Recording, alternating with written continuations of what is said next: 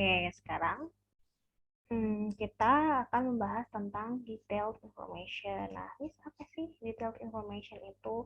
Uh, Artinya, gitu ya, secara harfiah adalah informasi yang rinci. Nah, informasi ini berperan dalam mendukung topik sentence di dalam sebuah paragraf. Jadi, di sebuah paragraf itu kan memang ada topik sentence ya. Nah, si topiknya itu kan pasti butuh supporting sentence lagi, yaitu si detailed information ini gitu. Oke, kita lanjut saja. Nah, ini merupakan berbagai tipe pertanyaan gitu ya yang uh, berkaitan dengan detailed information.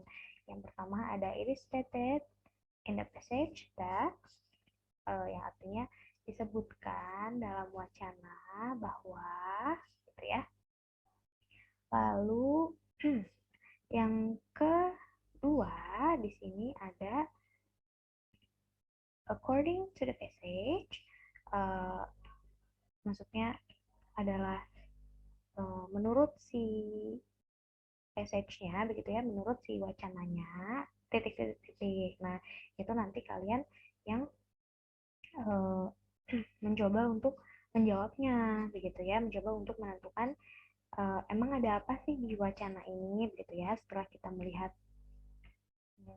apa namanya uh, berbagai pilihan gandanya begitu.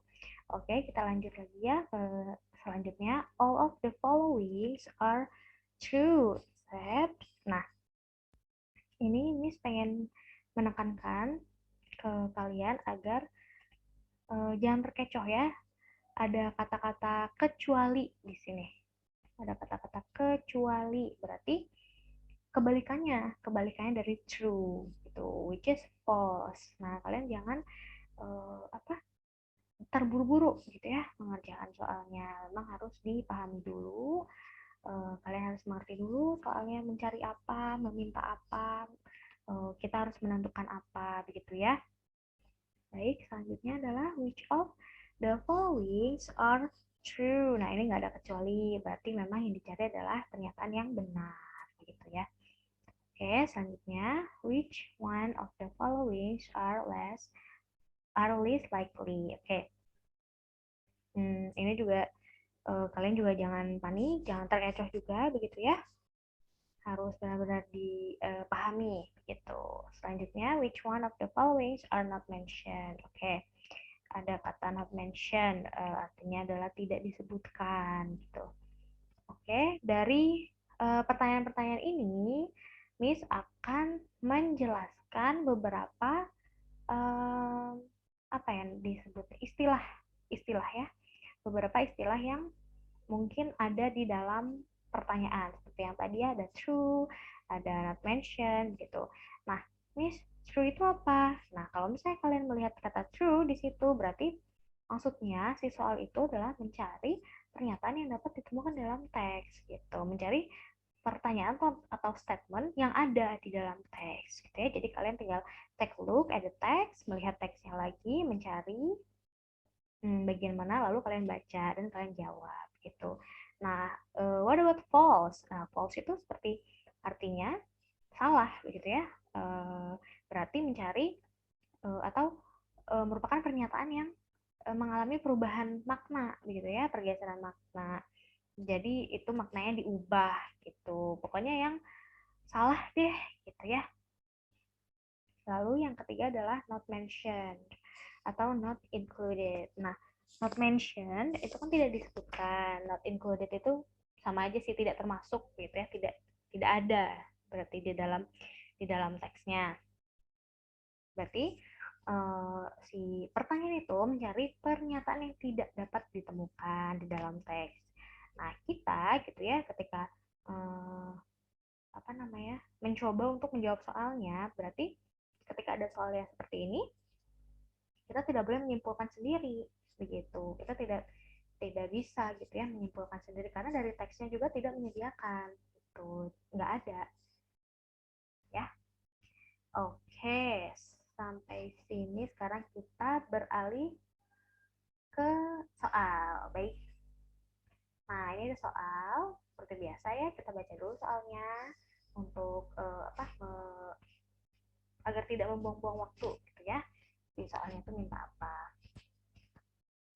Nah, dari soalnya ini, the paragraph preceding the passage most likely discusses. Oke, ada kata discusses ini agak berhubungan dengan topik gitu ya, topik teks gitu, tidak apa-apa.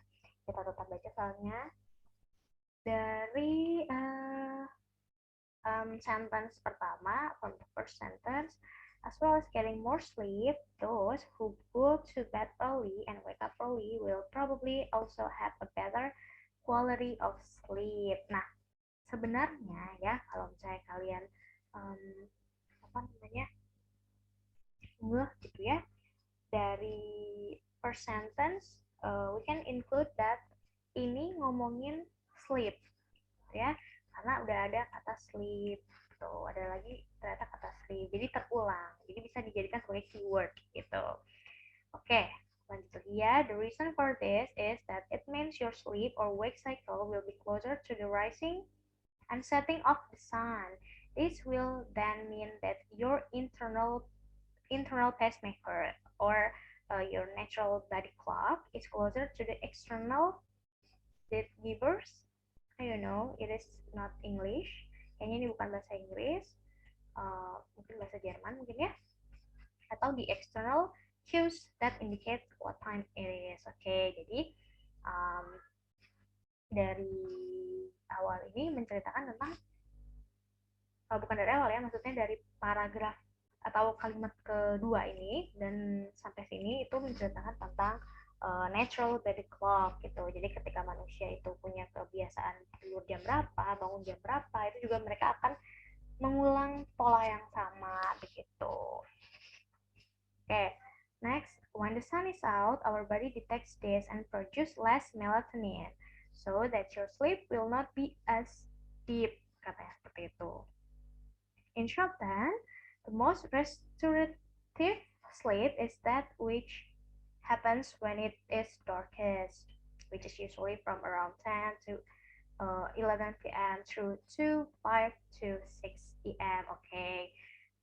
Nah, kalau dari paragraf pertama ini kita membicarakan tentang pola tidur gitu ya, bagaimana manusia itu mempunyai natural body clock gitu ya, dan gimana natural body clock itu bekerja gitu. Katanya kan when the sun is out, our body detects this, produce less melatonin, yang akhirnya membuat kita itu tidurnya udah nggak dalam lagi, tidak sedalam sebelumnya gitu ya. Jadi mungkin kita sudah agak sadar gitu ya. Okay, next.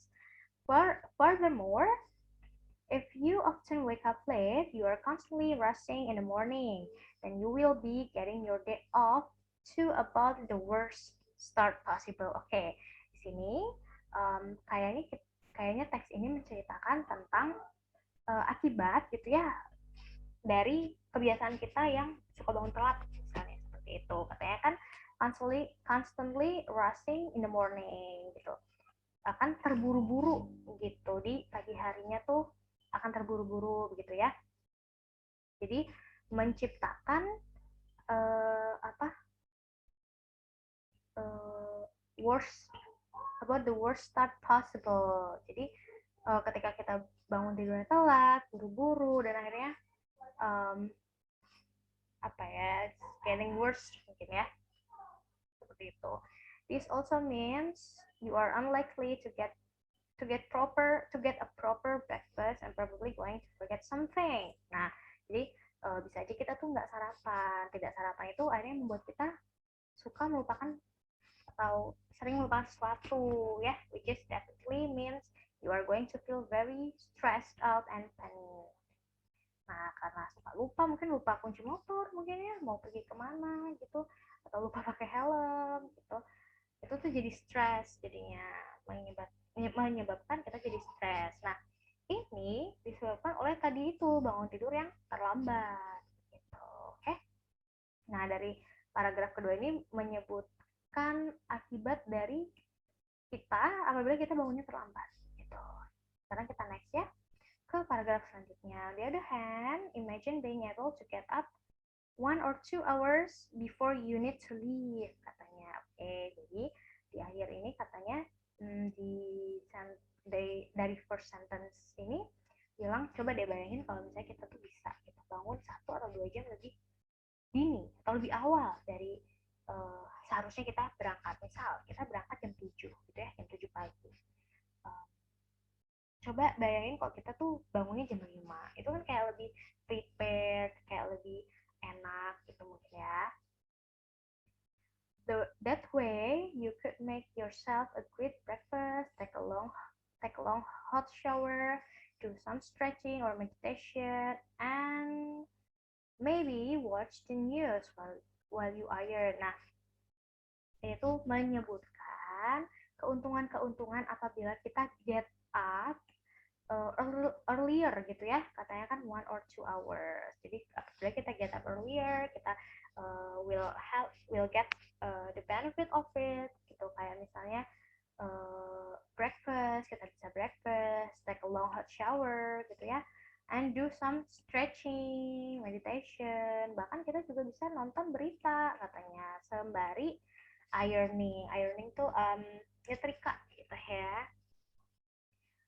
You will find that as a result, you turn up to work looking much better, feeling much mana ya tadi? Feeling much better and performing much better. Waking up early can also be highly beneficial. Oke. Nah, ya udah jelas ya, kayaknya di paragraf akhir ini menjelaskan tentang apabila kamu bangun tidur, kamu akan mendapatkan berbagai keuntungan gitu. Oke. Sekarang kita balik lagi ke pertanyaan yang tadi. Di paragraf ini most likely discuss apa gitu. Mendiskusikan apa? Seperti yang bilang tadi ya, ini mungkin lebih ke topik ya, tapi nggak apa-apa lah. Tetap nyambung-nyambung aja kok, karena memang berhubungan seperti itu. Oke, sekarang kita analisa ya. Yang jawaban A, sleep quality of those who go to bed early and wake up early, katanya gitu. Kualitas tidur bagi mereka yang tidurnya lebih awal dan bangunnya juga lebih awal. Nah, kalau dari A ini kayaknya kurang tepat ya. Seperti yang Miss bilang tadi kan, udah kayak ini paragraf kedua ini ngomongin tentang apabila kita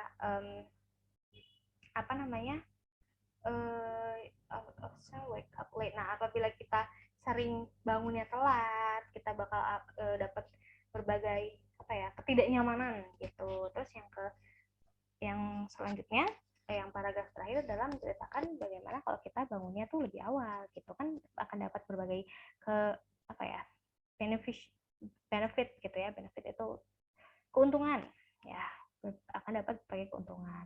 Oke, yang A ini kurang tepat ya. Oke, what about B?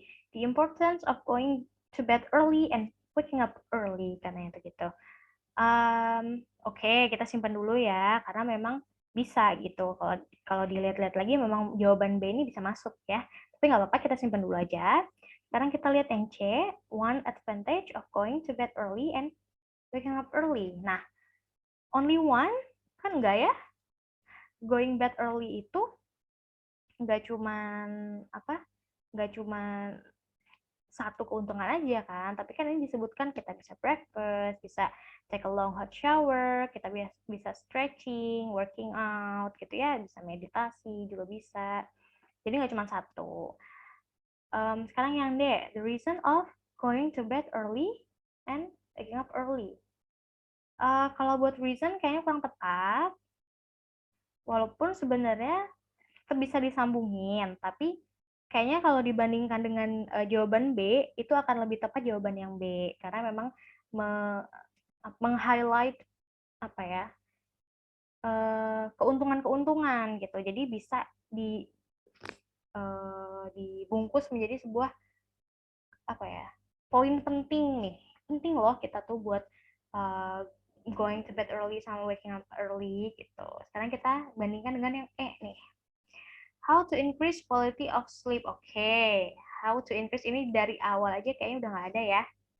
Nggak ada cara-cara bagaimana kita bisa tidur dan bangun lebih awal, di teks itu tidak disebutkan. Jadi Jawaban yang paling tepat itu memang yang D. Oke, sekarang kita next. Nah, ini juga ada um, bacaan gitu ya, teks. Kita langsung baca ke pertanyaan dulu. The following are the followings harusnya the followings are the functions of fat. Oke, jadi kita ada kata kecuali, except, ada kata kecuali di situ.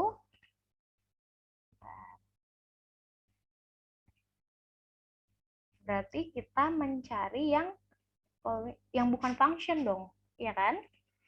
Kan ada kata kecualinya. Oke, kita baca dulu. While fats have lately acquired a bad image, one should not forget how essential they are. Nah, dari first sentence ini we can conclude that si fats ini atau lemak ya, ini ngomongin tentang lemak ini memang seringkali nggak kita nggak senang gitu ya dengarnya lemak gitu, kayak yang menakutkan sekali gitu kan, create a bad image gitu. Jadi image-nya lemak itu jelek, padahal orang-orang tuh nggak boleh lupa kalau fats itu atau lemak itu juga penting gitu. Seberapa pentingnya mereka, kita tuh juga nggak boleh lupa gitu ya. Fats provide body's best means of storing energy. Tuh, katanya si fat itu bisa storing energy atau apa ya? Untuk menyimpan energi gitu ya. Lalu selanjutnya, a far more efficient energy source than either carbohydrates or proteins katanya. Jadi memang energi itu berkaitan dengan karbohidrat ini dan juga protein kan.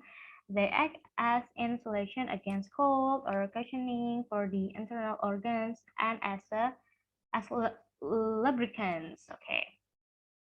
Without fats, energy would have no way to utilize fat-soluble vitamins. Furthermore, some fats contain fatty acids, katanya, that contain necessary growth factors and help with digestion of other foods. Oke. Nah, dari sini ini kan sudah menjabarkan beberapa function ya, atau beberapa fungsi, beberapa kegunaan dari lemak dalam tubuh kita gitu. Yang dicari adalah yang bukan, berarti karena ada except di sini ya. Sekarang kita analisa dulu. Yang A, producing fatty acid used as lubricants. Kayaknya kurang tepat ya, karena juga tidak disebutkan.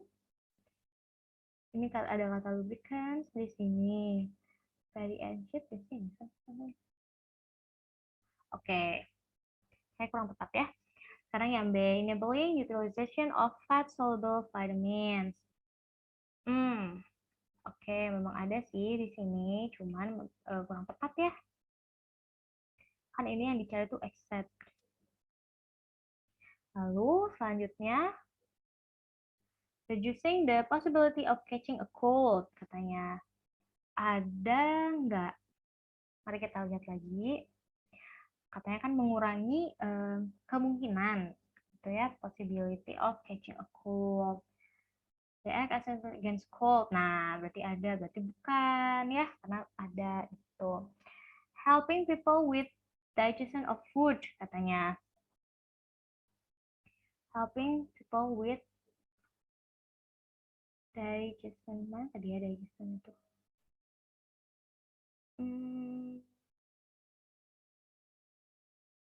Oh, ini dia. Oke. Help with digestion of other food.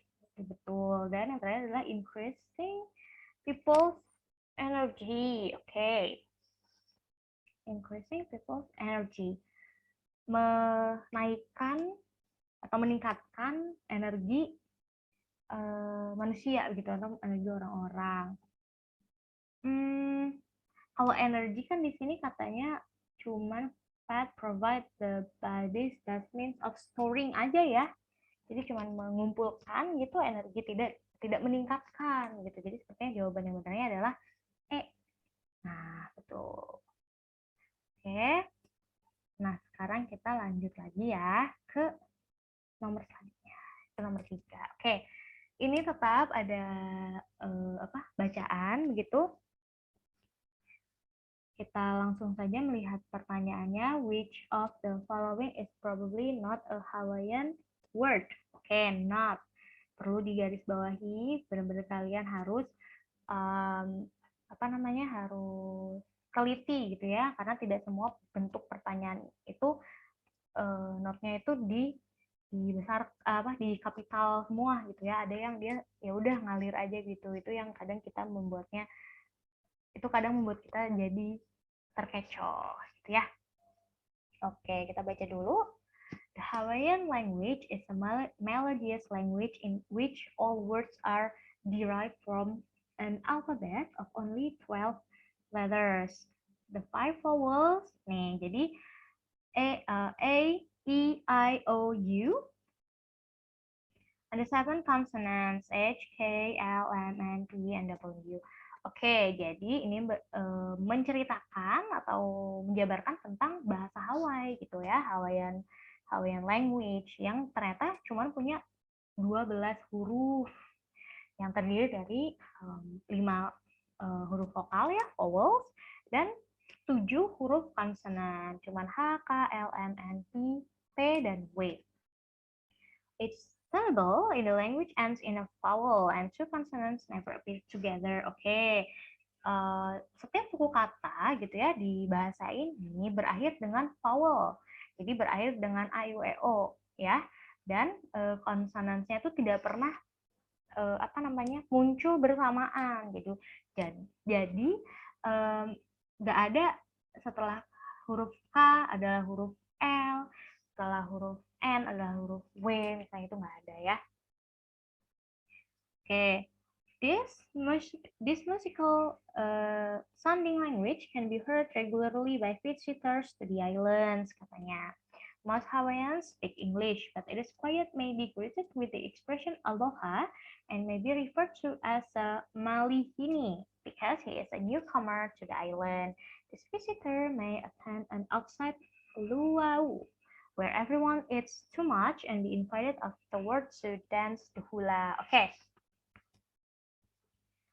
Jadi terdapat beberapa kata ya, beberapa kata Hawaiian language. Di sini ada malihini, ada luau, ada hula, ada juga aloha gitu. Jadi ini menceritakan tentang sebenarnya katanya most Hawaiians, kebanyakan orang Hawaii itu bisa berbahasa Inggris, tapi mungkin mereka tetap menyapa turis dengan kata aloha gitu.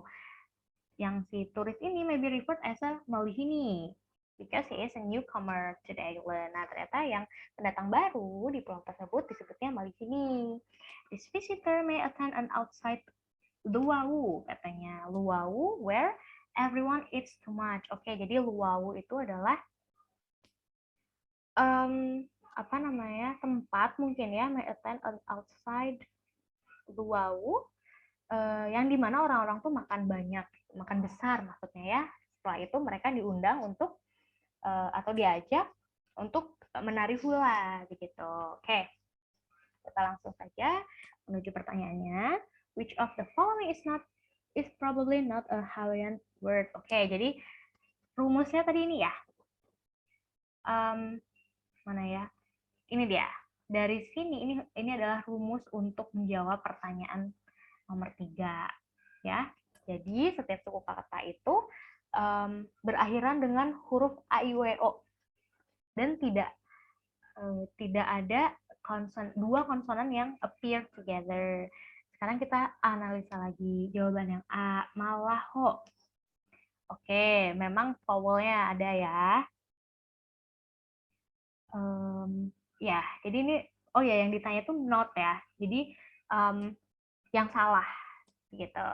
Jadi di sini memang sudah ada dia vowelnya dan tidak ada konsonan yang apa namanya appear together gitu ya. Ini kan ada gitu.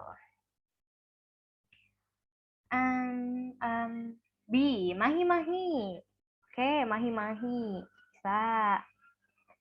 Oke, sekarang yang C, Meklea. Nah, ini patut dicurigai karena ada huruf K dan ada huruf L yang bareng. Itu patut dicurigai. Oke, sekarang yang Moana. Moana. Oke, bisa. Kayaknya bisa ya, bisa lah ya ini ya. Dan yang terakhir adalah Moana dan Malaho. Ini bisa.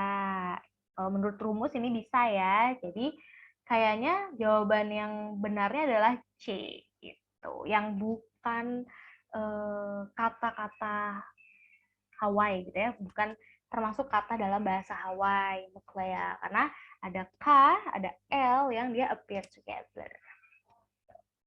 Oke. Sekarang next. Oke. Ini masih membahas tentang teks yang tadi ya, Hawaiian language. Take a look at the number 4. It is stated in the passage that luau. Nah, kita menanyakan tentang luau nih, seperti yang tadi Miss jelaskan ya. Luau is a dance, bukan ya, dance itu the hula di sini, hula namanya. B, a feast, a feast. A feast itu kan apa ya, acara makan besar ya, dan di sini juga ada everyone eats too much. Nah, ini dia. Jadi kemungkinan yang B, tapi nggak apa-apa, kita cari lagi yang lain. C, concert, bukan ya? Bukan, kayaknya concert kita juga nggak makan besar gitu ya. D, language, of course it is not. And E, a person, of course it is not. Jadi yang paling benar adalah jawaban yang B. Gitu. Oke, nah sampai sini dulu pembahasan tentang detailed information. Insya Allah akan dilanjutkan ke part 3. Kita akan membahas tentang inferences. Oke?